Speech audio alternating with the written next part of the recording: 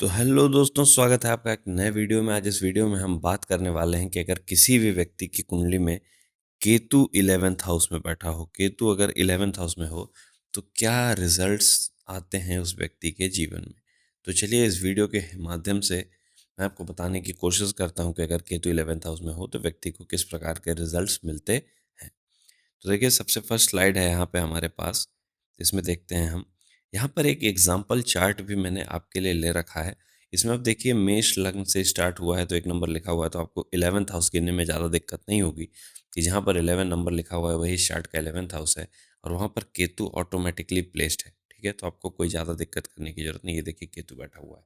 तो जिस भी व्यक्ति की कुंडली में केतु 11th हाउस में होगा तो उसके क्या क्या रिजल्ट्स मिलेंगे, चलिए बात करते हैं। ठीक है, देखिए, सबसे पहला पॉइंट यहाँ पर हमारे पास है कि केतु अगर 11th हाउस में हो तो गुड फॉर गेन्स होता है, मतलब उस व्यक्ति के गेन्स के लिए केतु अच्छा है। अब देखिए, शास्त्रों में ऐसा वर्णन है कि 11th हाउस में शुभ ग्रह हो, अशुभ ग्रह हो, कोई भी ग्रह हो, वो अच्छा ही माना जाता है। कोई इसमें दो राय नहीं है, वो गुड ही है, चाहे कोई भी प्लेनेट हो। तो केतु भी अगर बैठेगा तो व्यक्ति को गेन्स कराएगा, चाहे जिस भी प्रकार से कराए। खास करके मैलिफिक प्लेनेट है तो मैलिफिक प्लेनेट 11th हाउस में ज़्यादा अच्छे होते हैं, ये बात हमको समझनी पड़ेगी। देन सेकंड पॉइंट क्या है, कंफ्यूज अबाउट डिजायर्स। ये एक थोड़ा सा जो है पॉइंट है जिसके लिए इनको चिंता होती है, क्योंकि कभी तो इनको लग रहा है कि इनको लाइफ में बहुत ज़्यादा चाहिए और कभी बहुत छोटा सोच रहे हैं कि मतलब स्पिरिचुअल हो जाऊं, दुनिया छोड़ दूं, क्या कैसे। Because Ketu is planet of spirituality. ठीक है, तो कभी तो ये बहुत ज़्यादा सोच रहे हैं, कभी सोच रहे हैं कि कुछ चाहिए ही नहीं लाइफ में, सब छोड़ के चले जाएं। तो ये जो इनका एक कन्फ्यूजन है, जो डिलेमा है ना, ये चलता रहेगा लाइफ टाइम। ये इनके लिए थोड़ा-सा एक बड़ी दिक्कत की बात होती है कि रोज़ कन्फ्यूज़्ड हैं कि चाहिए कुछ या नहीं चाहिए, या मैं सैटिस्फाइड हूँ जो है मेरे पास बहुत है। तो ये चीज़ें इनके जीवन में चलती रहती हैं, ठीक है? थर्ड पॉइंट यहाँ पर लिखा हुआ है लिमिटेड डिज़ायर्स, वही बात है। केतु जो है ना वो एक, मतलब आप ऐसे समझो कि इस ये अगर हमारा ये वर्ल्ड है तो केतु इस यूनिवर्स से बाहर का प्लेनेट है। ठीक है, इसलिए इसको स्पिरिचुअलिटी का प्लेनेट बोला जाता है। इसलिए बहुत सारी चीज़ें इसमें आपको स्पिरिचुअलिटी से ही रिलेटेड सुनने को मिलेंगी। और आपको पता भी होगा, केतु 8th हाउस का कारक होता है। अब 8th हाउस का कारक, जो कि जिसमें मिस्ट्री है, जिसमें स्पिरिचुअलिटी है, वो जाके 11th हाउस में बैठ जाए, जो कि डिज़ायर है, पूरा एकदम कलयुग मोह माया वाला हाउस है 11th हाउस। तो वहाँ पर इन दोनों का जो है ना, एक तरीके से आप समझो कि इक्वेशन इक्वल नहीं होती। एक चाह रहा है केतु कि मैं जो है इस दुनिया में रहूँ ही ना, और 11th हाउस डिज़ायर्स का ही है, इस दुनिया में जो मोह माया है उसी के बारे में ही बात करता है। इसलिए जो है, तो इन दोनों की जो एक इक्वेशन है वो नहीं बैठ पाती। Otherwise Ketu is good for gains, वो मैंने बताया, पैसा देगा वो, but the thing is that the person is confused, ये बात ज़रूर है।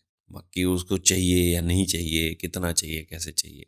Then the next point is detached with friends. अब 11th हाउस हमारे फ्रेंड्स का होता है, हमको पता है ये बात।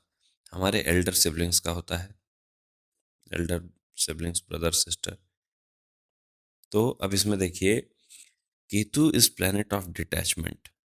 ये बात तो पता ही है हमको, कोई डाउट नहीं है इसमें। तो जहाँ पर भी केतु बैठता है वो हमारे क्या लेके आ जाता है, डिटैचमेंट। तो फ्रेंड से डिटैच रहेगा आदमी, एल्डर सिबलिंग से रहेगा डिटैच, मतलब रिलेशन प्रॉपर निभाएगा, लेकिन डिटैचमेंट का मतलब है कोई खास उसको इमोशनल अटैचमेंट नहीं है। हाँ, पूरे चार्ट में देखना पड़ेगा आगे व्यक्ति इमोशनल है या नहीं, तो उस हिसाब से। लेकिन इन लोगों से तो खासकर वो बहुत कम अटैच रहेगा, because Ketu is directly sitting there. Friends के साथ भी मिल लिए तो मिल लिए, नहीं मिले तो नहीं मिले। कोई ऐसा नहीं है कि रोज दोस्तों से मिलना ही नहीं, कोई मैंडेटरी नहीं है इनके लिए। इनके लिए कि दोस्त मिल गए ठीक है, नहीं मिले कोई दिक्कत नहीं है, मुझे कोई बहुत ज़्यादा परवाह नहीं है। वो चीज़ थोड़ा इनके नेचर में होती है, because Ketu is planet of detachment. Last point है इस स्लाइड के हमारे पास, सीक्रेटिव अबाउट मनी। अब देखिए, 8th हाउस में मैंने आपको बोला मिस्ट्री आती है, सीक्रेटिव चीज़ें 8th हाउस में आती हैं, और उसका जो कारक है केतु, वो जाकर 11th हाउस में बैठ गया।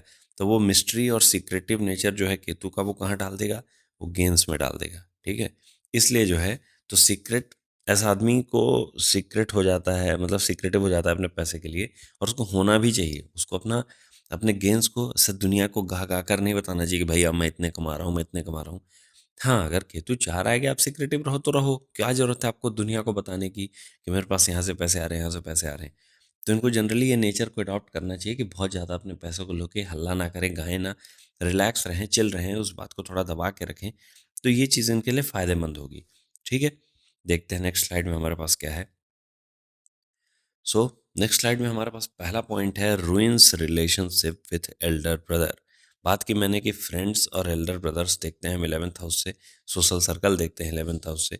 अब इनका जो सोशल सर्कल होगा ना, अब आप समझो कि जिस आदमी को परवाह नहीं है उसका सोशल सर्कल कितना ही बड़ा होगा।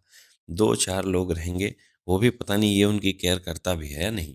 तो ये एक चीज़ है जो इनको पता है, क्लियर सिंपल सी बात है कि इनको बहुत ज़्यादा परवाह ही नहीं है। वही चीज़ एल्डर ब्रदर से भी है।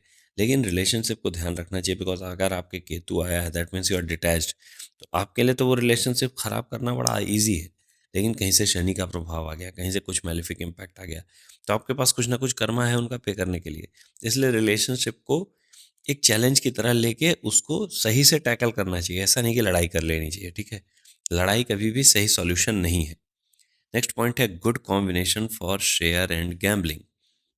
8th हाउस मैंने आपको पता ही होगा शेयर मार्केट का होता है इन सभी चीज़ों का।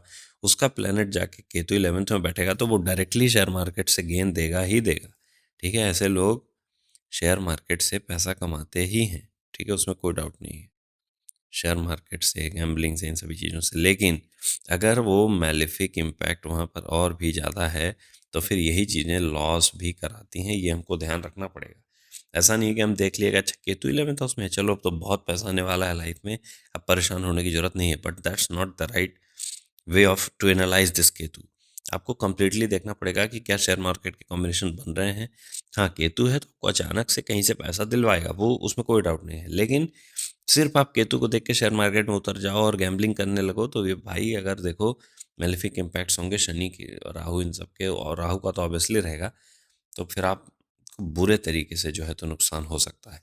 Last point is good for spirituality. ये तो मतलब गारंटीड है, क्योंकि Ketu is planet of spirituality और जाके 11th हाउस में बैठ गया डिज़ायर के घर में। किसके घर में? डिज़ायर के घर में।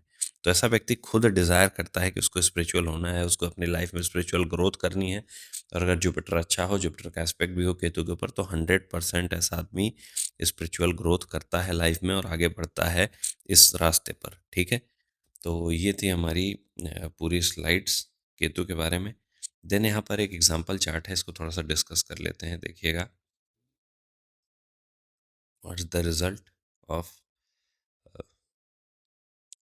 केतु इन 11th हाउस। तो ये जो व्यक्ति हैं इनके केतु 11th हाउस में बैठा हुआ है कुंभ राशि में।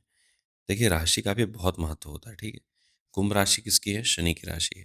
तो इनका जो है केतु के साथ बहुत ज़्यादा बैलेंस ऑलरेडी नहीं बनता, ठीक है? अब आप समझो कि जो है केतु जो है वो ऑटोमेटिकली ऐसे घर में है जहाँ पर उसका कोई खास रिलेशन नहीं है। देन शनि के साथ भी बैठ गया तो कोई खास रिलेशन दोनों के नहीं बन रहा है। But still this Ketu will give money to this person. Suddenly इनके जीवन में पैसा आएगा, अचानक से आएगा, और आया भी है कई बार इनकी लाइफ में, ठीक है? और इनके जीवन में जो मतलब आप ये समझो कि काफ़ी जो डिसीजंस आए हैं लाइफ में वो केतु के कारण आए हैं। अचानक से बहुत सारी चीज़ें इनकी लाइफ में हुई हैं। तो ये केतु का रिजल्ट है अगर व्यक्ति की कुंडली में 11th हाउस में केतु बैठा हो तो। यहाँ पर देखिए अगर आप पूरी कुंडली दिखाना चाहते हैं, प्रॉपर कंसल्टेशन लेना चाहते हैं, तो आप इस नंबर पे व्हाट्सएप कर सकते हैं and then will talk on that. आपकी कुंडली की प्रॉपर तरीके से एनालिसिस मिल जाएगी आपको। Thank you.